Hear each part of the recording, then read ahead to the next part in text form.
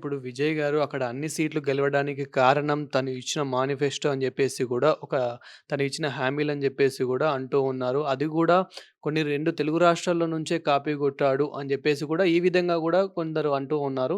So, దీన్ని ఏ విధంగా జూడొచ్చు? అందుకే గెలిచారని గూడా అనుకోవచ్చా? కాపీ కొట్టడం అంటూ ఏం లేదండి. ఇవాళ దేశవ్యాప్తంగా ఏ రాష్ట్రంలోనైనా శాసనసభల ఎన్నికలకైనా, లోకసభ ఎన్నికలకైనా, ఇతర ఎన్నికలకైనా కూడా ఇప్పుడు దాదాపుగా అన్ని రాజకీయ పార్టీలు సంక్షేమానికి సంబంధించిన వీటినే ముందు పెడుతూ ఉన్నాయి.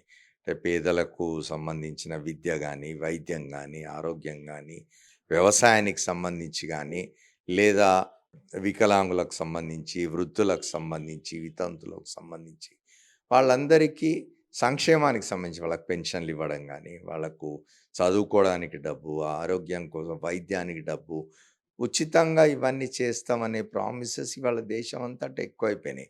కాబట్టి ఒక రాష్ట్రంలో చేసినప్పుడు తప్పనిసరిగా ఇంకో రాష్ట్రంలో కూడా ఆ ప్రామిసెస్ చేయాల్సొస్తుంది. ఒక పార్టీ అట్లాంటి ప్రామిసెస్ చేసినప్పుడు ఇంకో పార్టీ కూడా అట్లాంటి ప్రామిసెస్ చేయాల్సొస్తున్నది. ఎలక్షన్‌లకు తప్పడం లేదు వాళ్ళకు.